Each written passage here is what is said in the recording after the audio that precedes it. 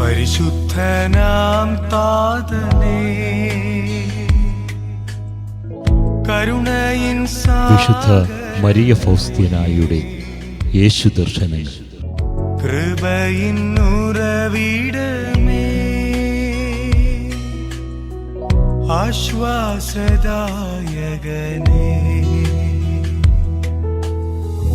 പരിശുദ്ധനാം താതനേ, കരുണയിൻ സാഗരമേ, കൃപയിൻ ഉറവിടമേ, ആശ്വാസദായകനേ. വളരെ ചെറിയ ഇഷ്ടികകളെ ഉപേക്ഷിച്ചു കളഞ്ഞാൽ ഒരിക്കലും അതിഗംഭീരമായൊരു കെട്ടിടം പണിയാൻ സാധിക്കുകയില്ല.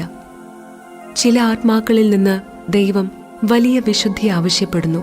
അതിനാൽ തങ്ങളുടെ ശോചനീയാവസ്ഥയെപ്പറ്റി കൂടുതൽ അറിവ് നൽകുന്നു.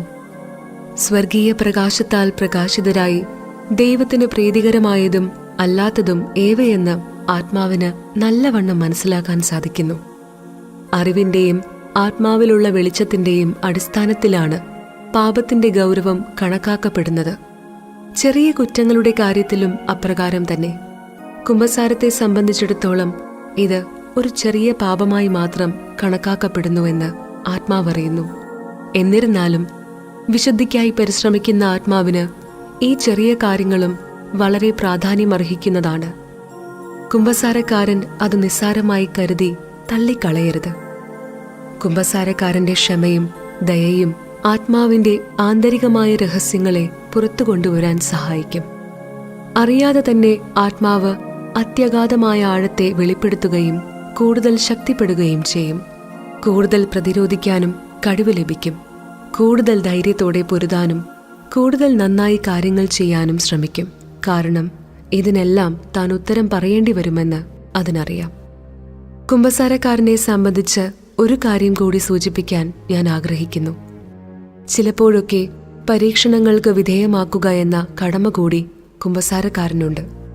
താൻ കൈകാര്യം ചെയ്യുന്നത് വൈക്കോൽ തുരുമ്പോ ഇരുമ്പോ അതോ തനി സ്വർണം തന്നെയോ എന്നത് പരീക്ഷിച്ചറിയേണ്ടിയിരിക്കുന്നു. ഈ 3 തരത്തിലുള്ള ആത്മാവിനും വ്യത്യസ്തമായ പരിശീലനമാണ് ആവശ്യം.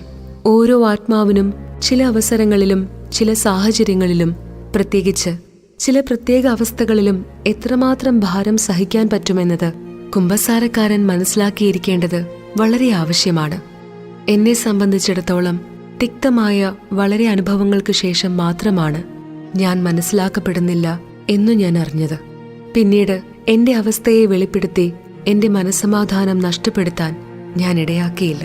നല്ല അറിവും അനുഭവജ്ഞാനവും പാണ്ഡിത്യവുമുള്ള കുമ്പസാരക്കാരൻ ഈ കൃപകളെല്ലാം വിലയിരുത്തിയ ശേഷം മാത്രമാണ് ഇത് ചെയ്യുന്നത്. ചില കാര്യങ്ങൾ എങ്ങനെ കൈകാര്യം ചെയ്യണമെന്ന് ഇപ്പോൾ എനിക്കറിയാം. വിശുദ്ധിക്കായി യത്നിച്ച് ഫലം നേടാൻ ആഗ്രഹിക്കുന്ന ആത്മാവിനോട് വീണ്ടും 3 കാര്യം പറയാൻ ഞാൻ ആഗ്രഹിക്കുന്നു.